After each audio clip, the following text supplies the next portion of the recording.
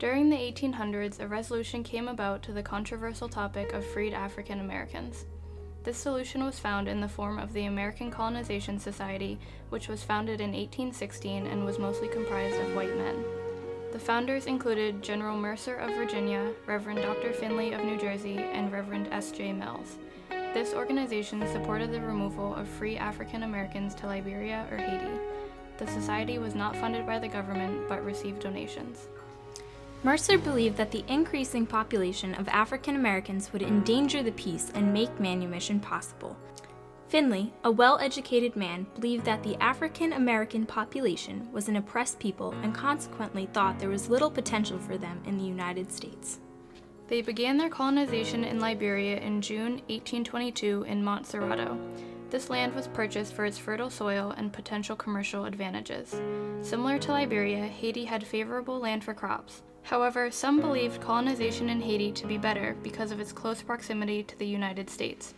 Haiti was also highly regarded due to its recent slave revolt that led to the abolition of slavery in the French colonies.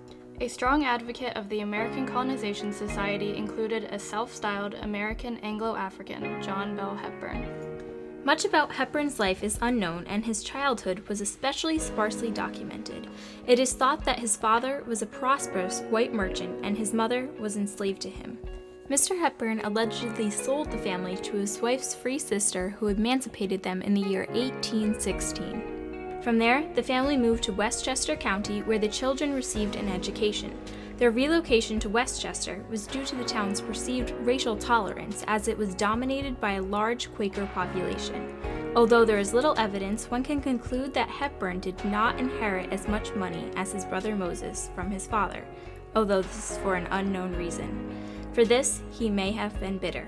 His bitter and stubborn behaviors show up throughout his numerous letters to prominent figures such as Ulysses S. Grant, Lincoln, and William Lloyd Garrison. His brother Moses was the wealthiest African American in Alexandria. Unlike his brother, John Hepburn was not as prominent a figure in the black community as his brother.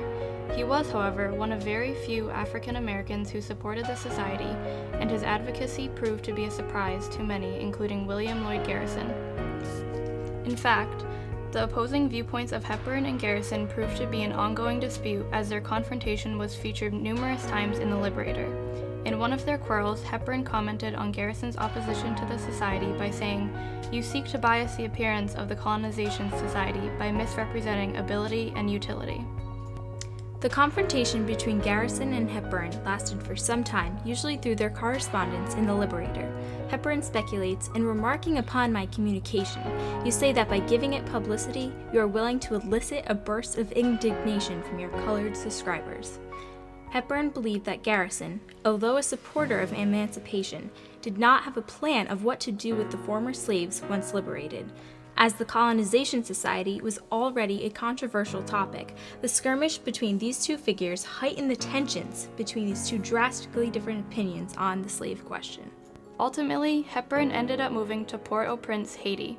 He helped fund a church there from 1863 to 1866 and was one of the 6 founders of the Holy Trinity Parish in the city. While in Haiti, he continued correspondence with the United States for many years after his departure. In one of his letters, Hepburn wrote to Ulysses S. Grant about a complaint he had about Haiti. In the letter, he expressed how he was a native from Virginia and how he was currently 64 years old and 35 years absent from his native country. He then went on to talk about the life he had constructed for himself in Haiti and how he had lived an exemplary life for the 35 years that he had been in Haiti, doing no injury of the slightest to anyone, but known to be peaceful, inoffensive, laborious, and enterprising in his business. Hepburn then tells Grant how there was a raid on his house on May 5, 1868, with a band of soldiers yelling, "Long live Salnave." He then tells Grant how shots were fired during the raid and $60,000 in gold were destroyed. Hepburn also mentioned how the United States should do something about the raids, possibly by giving reparations. Although unclear, it is believed that Hepburn died sometime soon after the raid in a fire. Ultimately, the story of John Hepburn and the Colonization Society is fragmentary and raises more questions than it answers, and this proved to be one of the challenges of doing African American historical research.